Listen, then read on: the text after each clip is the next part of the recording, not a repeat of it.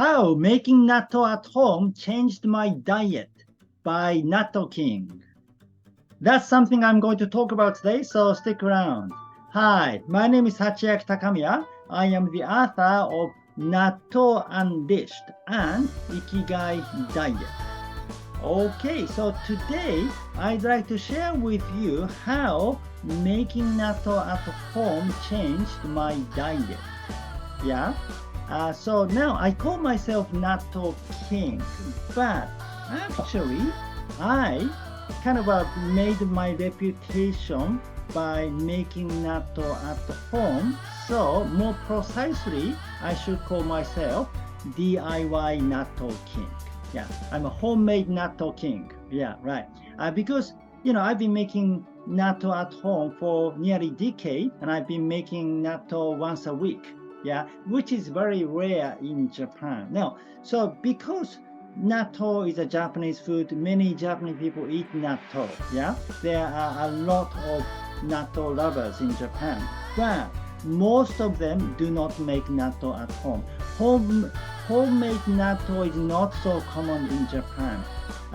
Like a miso, like a lot of people do make miso now, and also traditionally, miso has been made at home. Yeah, many people in the countryside, especially old people, they still make miso at home. Yeah, and but they don't make natto at home, not even like a traditional thing, really. Back in the maybe Edo period, over 100 years ago or 200 years ago, some people probably made natto at home. But in the recent, let's say maybe 60, 70 years, not even the countryside, the farmers, they did not make natto at home, even though they made miso at home. Yeah, the reason why they stopped making natto is another story, so I will share with you in some other videos. Yeah, but anyway, we don't make natto at home. But recently, among Shizenha people, homemade fermented food is becoming popular. So many people started making miso, many people started making soy sauce, and natto also is becoming popular now. But still, compared to miso or shoyu, not many people make natto, and I am one of the few people who make natto, and even among the people who make natto, most of them just made natto a few times, or maybe, I don't know, they just tried making natto, but they have not continued. But for some reason, I have continued making natto regularly for such a long time. So that itself is a very unique. Yeah. So originally, my wife taught me how to make natto. Yeah. She was very much into fermenting food in general. Not only making natto, but making miso, making pickles, to making enzyme juice, and so on. She was very much interested in the process of fermentation. She used to teach how to make something called banno kobo-eki, which is a kind of brown rice liquid. Yeah, she has made that liquid almost every day, and she taught how to make to other people too. So during that time, she learned how to make natto. And actually, I did make natto before that. Yeah, maybe 20 years ago or something. I made natto. And just I think watching a YouTube or something, and yeah, so I knew how to make a natto, but my wife taught me properly. She taught me the science of fermentation, why each process is so important, and so on. So the style I teach now, with this, the length of soaking the beans, the length of steaming the beans, and the length of fermenting the beans, and so on, it's all I learned from my wife. Yeah. So other people might teach it differently. For example, I think the length of soaking the beans differ. Some people might say maybe 12 hours is enough.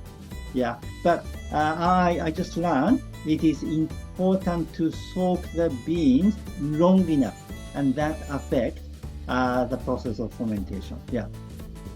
But the thing is, my wife doesn't like eating natto. She is a typical Kansaijin. Kansaijin is the people from Kansai, and usually people in Kansai traditionally didn't eat so much natto. In the last video, I told you that it is not true anymore. Many people in the West Japan do eat natto, but in the past, people didn't eat. So my wife didn't grow up eating natto. Yeah. Because of that, she is interested in fermenting things, but she's not necessarily interested in natto. While I have been a big fan of natto, I've been eating natto all my life. I love eating natto. Yeah. So once I made the natto, I'm just hooked. I just enjoy making natto, so I continued. So my wife did not continue, but I continued making natto. And so I am more versed in homemade natto than my wife is. Yeah. So why did it change my diet? Yeah, that is a big question because, I practice the Ikigai Diet. Yeah, and the Ikigai Diet itself is the secret of my health and wellness. Yeah, so I am in my early 60s now, and I have not had any problem in like annual medical checkups and so on. Yeah, and it has many reasons, to do with my exercise, my mentality, my diet. But diet plays a big role, and the most part come from the Ikigai Diet, which is a well-balanced diet. It's organic, natural, and also focusing on vegetable, dietary fiber, practice mago wa yasashi to include a variety of fiber in your diet, and then also the cooking method, with the sunomono, aemono, that kind of a cooking method, plus ichiju sansai, how you kind of balance your meal, that kind of, the whole concept is very important, the Ikigai Diet. And in fact, you can practice the Ikigai Diet without eating natto. It is absolutely possible, and then that still works very well. Yeah. So in that sense, maybe I don't need natto, right? But still, if you include natto in the Ikigai Diet practice, it becomes even more powerful because of the health benefit that natto carries. Yeah, there's no other food which has so many health benefits, right? Yeah. So definitely the Ikigai Diet with natto is more powerful than the Ikigai Diet without natto. So in that sense, eating natto changed my diet. Right. Okay. So what about just eating regular natto, like store-bought natto? Yeah. What's wrong with, the Ikigai Diet with store-bought natto? There is nothing wrong with it. Yeah, of course that is very good. Yeah. However, making natto at home, changes two things. One is the quality of natto. Yeah. Because you get to choose the beans. Like, for example, in Japan, when you buy natto, okay, most of them are not organic. There's only one package that is organic. The rest of natto sold in, my town at least, are not organic. Yeah, and then the one that is organic, using American or Canadian soybeans, right? And then the domestic soybean, the one, because they do say it's a kokusan daizu, meaning domestic soybeans, are not organic, right? And then many people prefer domestic soybeans because most of the domestic soybeans are GM free. Yeah, genetically modified soybeans are very rare in Japan. Yeah, however, in America, there are a lot of GM soybeans. So even though you select the one which says GM free, sometimes when you import from America, some of the GM soybean might mix with them in the sort of process of shipping and so on. So I think a lot of naturalists, shizenha people kind of distrust American soybeans in that sense, so therefore they prefer to find domestic soybeans, natto. But the problem is that it's not organic. So if you make your own, you can choose organic, GM-free, local soybeans. Not only domestic, but local soybeans from your region, right? So that is even more powerful, right? Plus, you get to choose the fermentation method to use the Bacillus subtilis of your region, right? If you're using, rice straw or mint or whatever the kind of wild plant you have to inoculate the bacteria to the soybeans, then you get to choose the local Bacillus subtilis, right? So that is one advantage of making natto at home. You can create a better quality of natto, right? Which basically enhances your motivation to eat, right? I mean, if it's a better quality, you want to eat it more. Yeah, and in fact, I probably eat natto more now because I make natto. Yeah, because once you make one, you want to consume it. You don't want to just make natto without eating it. The same thing with gardening. If you grow your own vegetable, then you want to eat those vegetables too. And in fact, you enjoy eating those vegetables more than vegetables that you buy in the store, because you have a special affinity with the vegetable. It's your vegetable. You spend, many months growing the vegetables, so you have a strong bond with it, and you want to, consume it. The same thing with natto. If you make your own natto and you have a strong affinity with it, therefore you want to eat it more, and you want to enjoy eating natto, right? So that's another advantage. But more so, you are involved with the whole process of fermentation, which means you are involved with the whole process of microbial world. Yeah. Dr. Shinjiro Honma, I often refer to him. He's a naturalist doctor. I mentioned about him in the Ikigai Diet and also in the Ikigai Bio-Hacking too, I think.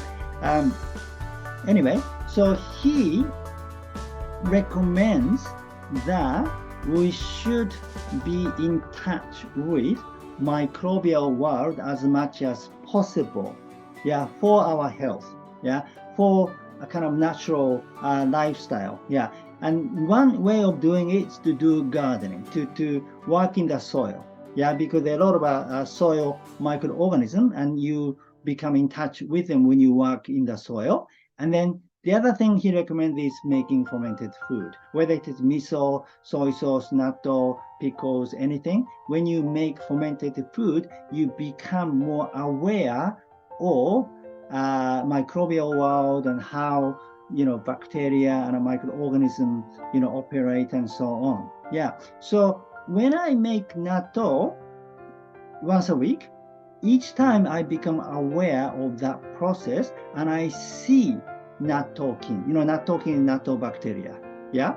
I mean, when you buy natto and then you stir natto, you do see the sliminess. Sliminess is that the kind of sticky part is Natto King, yeah? So you see it too, but then it's different, because when you're making your own, you see the whole process.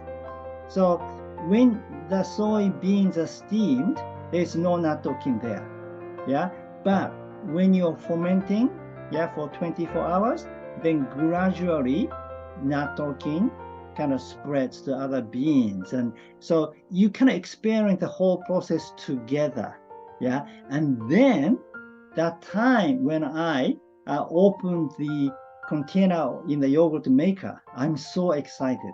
First that you kind of smell natto there, and then you kind of open the lid, and then this cotton cloth is kind of wet, yeah, with all the steam. So you sort of take the cloth off and then see inside with a white foam, and then you stick your chopsticks and then stir and see that sliminess. Yeah, I'm so excited and fascinated with the whole process, and just this is the my encounter with Natto King. Yeah, the one that I made. Yeah. So when I eat the same natto, I have a lot more affinity with the Natto King. And the Natto King is the most powerful things in natto. Natto has many benefits, such as natto kinase, vitamin K2, spermidine, and a lot more. Yeah. But among them, the reason why I eat natto is definitely Natto King. Natto King is the powerful bacteria. And one of the reasons why I feel I can be in touch with microbial world by making natto is because Natto King is one of the most powerful bacteria out there. So in some ways, Natto King is the kind of representative of the microbial world. So by building this bond with Natto King, yeah, you become you become connected, yeah, with the microbial world, yeah, which kind of changes your mindset and the whole thing. So you kind of a holistic health. It really enhances your holistic health, yeah.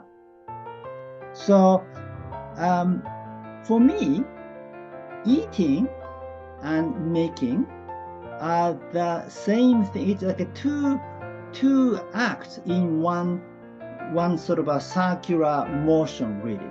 Yeah, the same thing with the gardening. Yeah, so you grow vegetable and then you eat vegetables. This kind of circular activity is critical for bioharmonizing. You sort of harmonize yourself with the environment, the microbial world, and your gut microbiome and your consciousness and everything. So the same thing with natto.